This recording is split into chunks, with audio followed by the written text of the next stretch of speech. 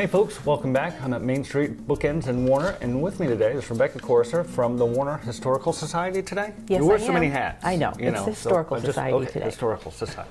So what sort of historical stuff do we have to talk about? Well, I wanted to talk about our annual meeting is on September 29th. Yeah. At the Warner Town Hall, and we're going to be having a program on celebrating Warner's agricultural history through photographs and words. So I thought I would share some of those photographs and words with you today. Oh, okay. Just to give people a preview of what could be coming up. And now, is that stuff going to be also throughout the year at the Historical Society?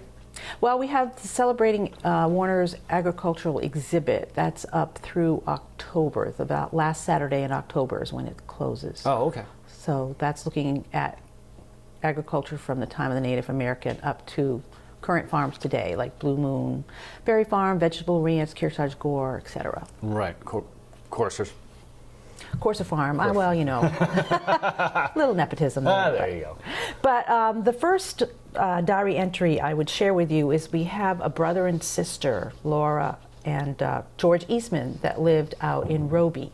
And George kept meticulous track of the weather for about 50 years, and he wrote a column in the local paper. Really?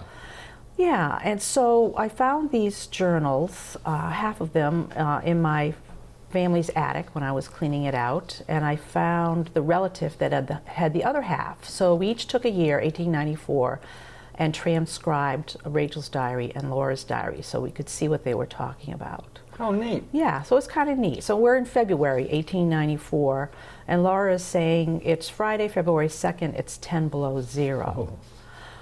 And George, her brother, who usually comments about the weather, says, Rachel gone to Kentucky, weather cloudy, snowed 4 inches today and night.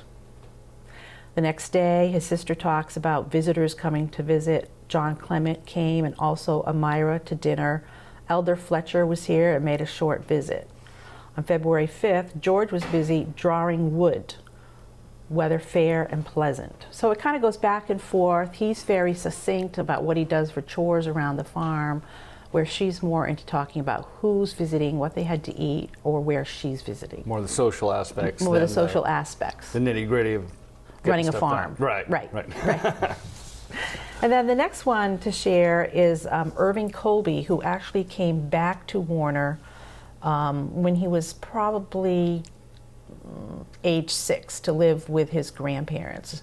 It was unheard of in that day, so they say that his mother got a divorce from his father, and she was so upset that she had her children's names changed from her husband's name to her maiden name. Oh, wow. So instead of being Irving Ross for his whole life, he was Irving Colby. So he comes and stays with his grandparents, with his mother and his baby sister. And later in life, he wrote, looking back on growing up there on the Mink Hills, and talks about wood cutting. We had to cut at least 60 cords a year, just for our own use, the winter's heating, and for sugaring, plus what we sold. We had a 6-burner kitchen range, a brick oven, and fireplaces in the living room and in the bedrooms, and they consumed a lot of wood. We lived mostly in the large kitchen in the winter months, perhaps using the living room fireplace only in the evening, and the bedroom fireplaces not at all.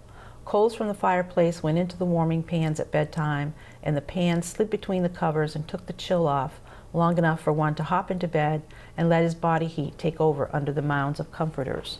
In the morning, it was a hop and a dash to the kitchen, where the banked range still kept the air bearable, if not exactly warm, especially when the temperature had gone well below zero during the night, as it often did.